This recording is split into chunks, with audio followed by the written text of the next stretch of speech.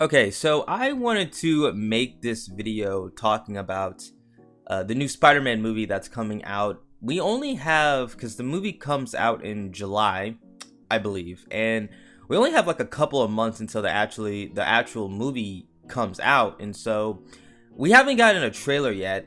And it's pretty funny because I'm pretty sure I think I saw like a clip online of the director for the movie. Actually, I think he was on like some podcast and he was talking about the fact that we haven't gotten a trailer for the new Spider-Man movie yet. I think it's so funny how people really want a trailer. I mean, of course it's gonna come, Yeah, but of course. it's gonna be really good when it comes.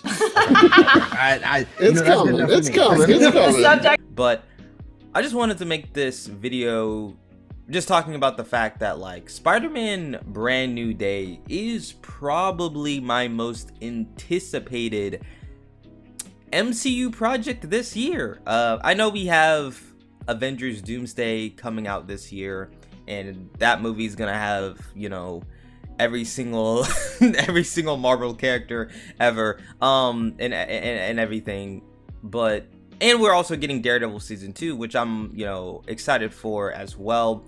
But I think because I am a Spider-Man fan, and Spider-Man is one of my, probably in my top 3, top 2, my 1, 2 favorite superheroes of all time, next to Batman. And so, you know, when it comes to the Spider-Man movies, it's, you know, a very special time for for us Spider-Man fans. And so I wanted to talk about Spider-Man Brand New Day mainly because there are so many things that they are doing differently, specifically with Tom Holland's Spider-Man, that seem to be like, you know, people are really liking the fact that they're doing different things with this Spider-Man, and it seems like they're going back to, you know, I guess the roots of what made Spider-Man such a, you know, interesting character as well. And so yeah, just starting off, I mean, this movie has a new director and like a new creative team. If you didn't know, and you probably already knew, Daniel Cretton, I'm pretty sure I said his name right. He is the director for this new Spider-Man movie, and if you don't remember, he actually did Shang-Chi, which I think I watched once through, and I liked it. I liked Shang-Chi, but I think the thing that stuck out the most about that movie was the fact that like the action scenes were really well done, and the martial arts and the choreography and like the fight scenes and everything was like really cool and really awesome to look at. And so the fact that they got Daniel Cretton for this movie is definitely awesome. Apparently they also got Jackie Chan stunt team to do the, I guess, the fight scenes for the new Spider-Man movie as well. And so that's gonna be really cool. So I am expecting the action scenes to feel not obviously the same as Shang-Chi, because in those movies it was just like straight up like martial arts like type fighting, but I am expecting more like stylized, more impactful fight scenes probably. I think it was rumored, or I don't know if this has been confirmed or anything, that he apparently the Hand, and I don't know because I don't know a lot about the Hand. I know they showed up in the Daredevil Netflix show and everything, and I'm pretty sure they were in Defenders as well as like the main villains, but they're basically like a ninja organization pretty much. But apparently they're gonna be in this movie as well, and they're gonna have like a fight scene, or the Hand is gonna have a fight scene with Spider-Man, and that just in itself just it just sounds really cool. So I'm really excited for that as well. Like I said, I am excited for a new take on Spider-Man as a character. If you just looking back at the Tom Holland films, and obviously no disrespect no disrespect to the, you know, the Tom Holland Spider-Man movies that we've gotten, but I do feel like there was a lacking of like, I don't know, I don't know what it like necessarily was, because in those movies, obviously, you know, especially with Homecoming, you had you know, Spider-Man teaming up with Iron Man, and then, you know, everyone was, you know, saying, oh, this is not Spider-Man, this is freaking Iron Jr. or like whatever. They would make jokes about, you know, Tom Holland's Spider-Man and everything. But it always did feel like his Spider-Man never really was able to like do his own thing, really. You know, in the second movie, you know, we had Mysterio. He was like the main villain, but like the first half of that movie, Mysterio was like an ally of some sorts. But you also had Nick Fury in that movie as well, but he was also like a mentor, but he ended up not being Nick Fury. It's a long story. It's a lot of, you know, connected MCU mumbo jumbo. But in the third movie, you know, we had, you know, the third movie did really feel, even though I really did enjoy Spider-Man No Way Home, I do feel like, and I feel like a lot of people would agree with me, that movie, from a Spider-Man, just as a Spider-Man movie, it definitely, in my opinion, was not the best Spider-Man movie, in my opinion. You know, we had, you know, Tobey Maguire, we had Andrew Garfield come back for those for that movie, and that was really cool, obviously, seeing those characters again, and seeing all the, you know, 3 Spider-Man team up and everything, and seeing the old villains, you know, Green Goblin, you know, Doc Ock, you know, all those past Spider-Man villains show up again in that movie, and that was really awesome. But like I said, I don't think it was really necessarily a good Spider-Man movie. So jumping into like this, into this new, I guess, I don't know if it's going to be a trilogy, I guess, I don't know, or is his college years, or like, I don't even know if it's necessarily set in his college years, because I think they said that it's set like 4 years after No Way Home, so I don't know if he's still in college, or if he's just working. Honestly, I wouldn't even mind if he's just working like a part-time, if he's like, because obviously if he's still living in that crappy apartment, but he also has like a part-time job as, like, I don't know, like a pizza delivery man, or like whatever, it definitely is going to like feel like, you know, Spider-Man 2 with Tobey Maguire, and I don't know, just, it's gonna feel like that, just in the fact that, like, in those movies, or in the second movie in particular, he had a crappy apartment, and he had a job as a pizza delivery guy. Pizza time. I'm also interested to see the web swinging in this movie as well. You know, when we look back on the Tom Holland Spider-Man films, you know, I like the swinging in those movies. Don't get me wrong, but I do think they were lacking, what's the word that I'm looking for?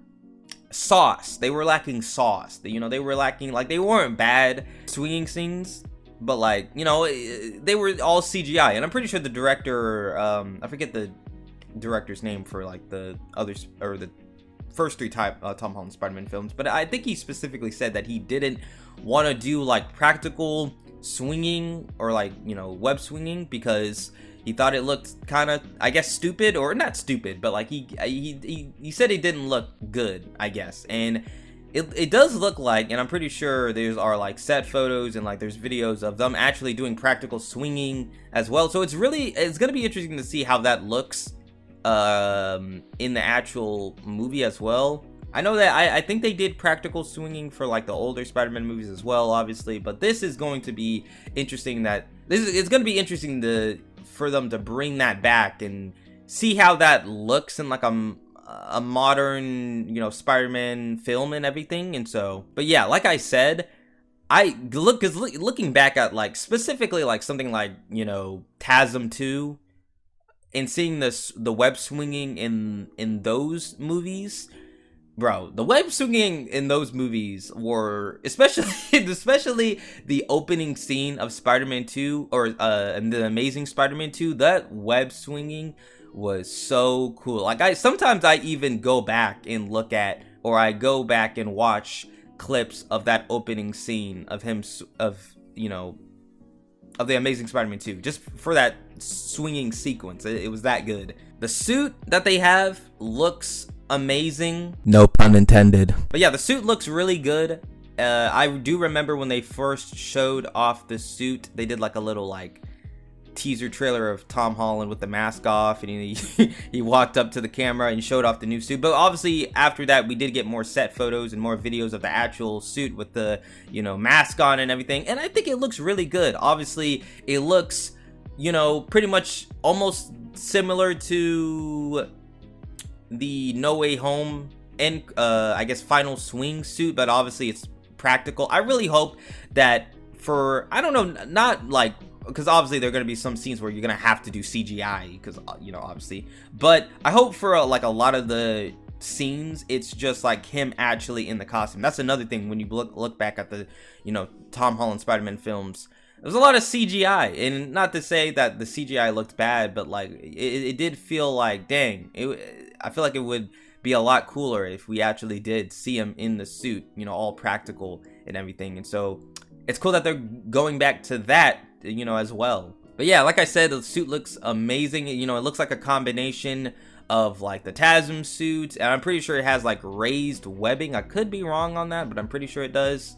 And I think also the lenses are just the lenses he had in like the other costumes that he had as well, just put on like a new suit and everything. But yeah, I think it looks really good. He also has like the web shooters, like the really bulky web shooters that look really cool as well. Okay, I feel like this is probably the biggest thing when we talk about the new Spider-Man movie. Just the fact that like, and I've seen people on like Twitter and social media just like, because I think it was announced recently that like this is set 4 years after No Way Home, and I think they also mentioned the fact that like this, or you know, Peter at this time in his life is like is broke and alone. And it was so funny because I went on social media when they announced that, and I just saw like comments of people saying Spider-Man being alone and broke, and then there's just like a gif of like people like it's just a gif of like people like celebrating the fact that like he's broke and like alone and everything. And it's funny.